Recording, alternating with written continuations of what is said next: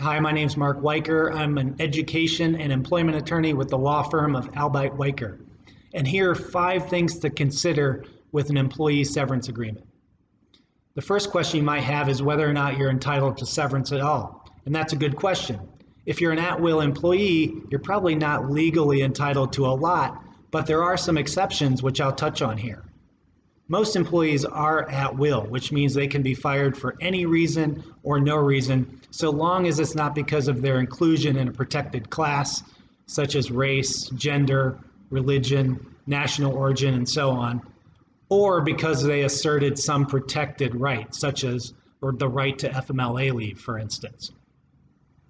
But it's important to understand, even if you are an at-will employee, there is an incentive for an employer to provide you with a severance payment. And the reason is because they can exchange that severance payment for a waiver of your legal claims against them. And this can include any claim that might be construed as wrongful termination or discrimination. So there is an incentive to provide a payment in exchange for those waiver of claims. Next, even if you're an at-will employee, you're probably entitled to any accrued but unused PTO, vacation, or personal time. This does not include sick time, but in most states, you're entitled to that accrued but unused time, so long as the employer hasn't put a statement in their handbook or in their policies that says that that time is extinguished upon separation. Next, you'll want to look in the proposed severance agreement provided by your employer to see how the separation is defined. It could be defined as a termination for cause, a termination without cause, a resignation, or it could be defined as a layoff.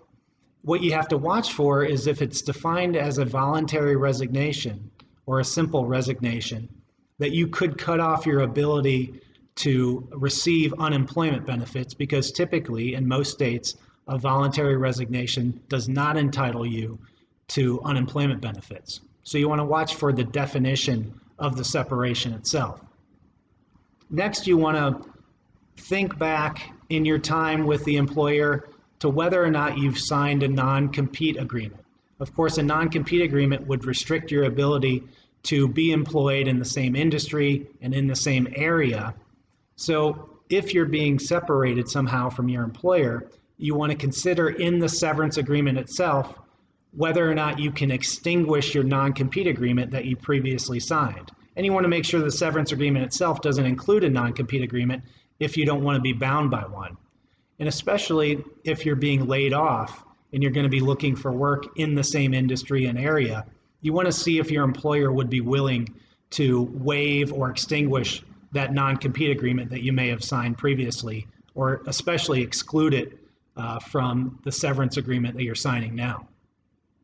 Now, if you have an employment contract or you've been working under an employment contract, which is usually for a period of time, usually counted in years, a lot of teachers and union members have contracts that they operate under, so they're not at-will employees. If you have an employment contract, you want to look to that contract to see what, if anything, is provided on separation.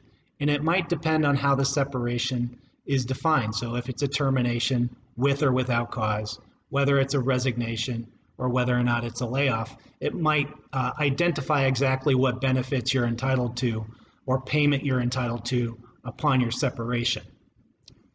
As with any of our videos, these are just tips for employee severance. This is not legal advice. If you need counsel on your particular agreement or need help at all with a separation with your employer, I would encourage you to contact an employment attorney.